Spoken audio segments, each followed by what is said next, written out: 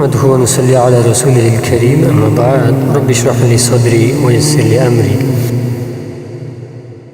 প্রথমত সুগন্ধি ব্যবহার করা এটি ইসলামে অনেক বেশি প্রশংসনীয় একটি কাজ। একটি হাদিসে রাসূলুল্লাহ সাল্লাল্লাহু আলাইহি ওয়াসাল্লাম বলেছেন, আমার প্রিয় বস্তুসমূহের মধ্যে সুগন্ধি অন্যতম।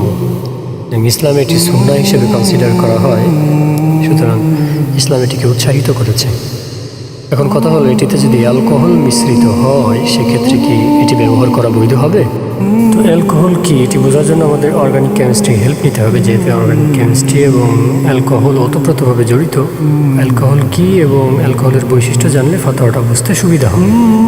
তো অ্যালকোহল হচ্ছে এমন সব জৈব যৌগকে বোঝায়, এমন সব অর্গানিক কম্পাউন্ড যাতে হাইড্রোক্সিল কার্যকারী গ্রুপটি একটি অ্যালকাইল বা অ্যারাইল গ্রুপের কার্বনের সাথে একটি মাত্র বন্ধনের মাধ্যমে যুক্ত থাকে। সাধারণভাবে অ্যালকোহলকে CnH2+1OH এখানে এর মান পরিবর্তিত হয়, এই সাধারণ একটি সূত্রের মাধ্যমে প্রকাশ করা হয়ে থাকে। তবে আপনাদের জ্ঞাতার্থে আরেকটু বলে রাখি, অ্যালকোহল শব্দটি মূলত একটি আরবি শব্দ আলকুহ থেকে এসেছে, যার অর্থ হচ্ছে সাধারণত ইথানল হয়। এবার আমাদেরকে একটু অ্যালকোহলের বৈশিষ্ট্য জানতে হবে।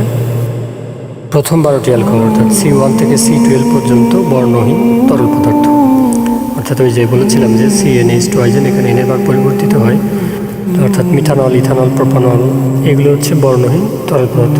উচ্চতর অ্যালকোহলগুলো মক্সের মতো কঠিন। নিম্নতর অ্যালকোহলের মৃদু গন্ধ রয়েছে, মিষ্টি গন্ধ, এবং মধ্যবর্তী অ্যালকোহলগুলো অপ্রীতিকর গন্ধযুক্ত। আর উচ্চতর অ্যালকোহলগুলো হচ্ছে বর্ণহীন, গন্ধহীন। এগুলো হচ্ছে ভৌত ধর্ম, রাসায়নিক ধর্ম নয়। তো আমরা মোটামুটি অ্যালকোহলের একটা পরিচয় পেয়ে গেলাম।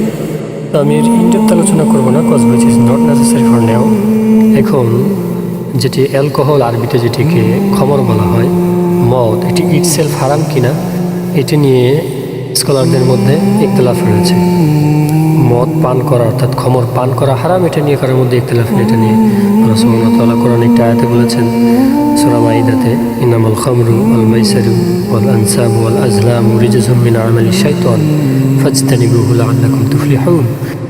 O believers, intoxicant, gambling, idols, and drawing lots for decision are all evil of Satan's handiwork.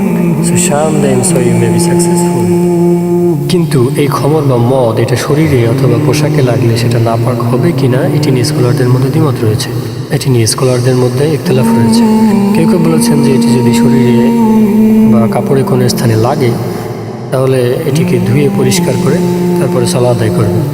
আবার কেউ কেউ বলেছেন যে না, এটি যদি কাপড়ে বা শরীরে লাগে তাহলে ধোয়ার প্রয়োজন নেই।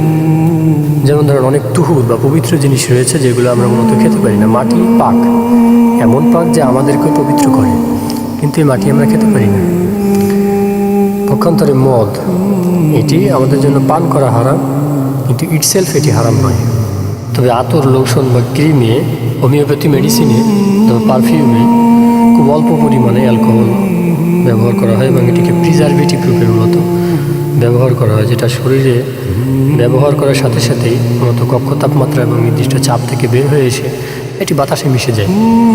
তো এই কারণে অনেক স্কলারই বলেছেন যে অ্যালকোহল মূলত শরীরে বা কাপড়ে লাগলে শরীর নাপাক হবে না, এবং এটি ইউজ করে সালাত আদায় করলেও কোনো সমস্যা নেই।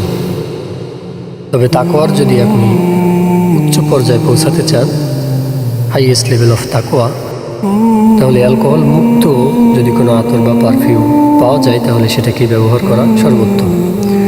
আল্লাহু তাআলা আ'লাম।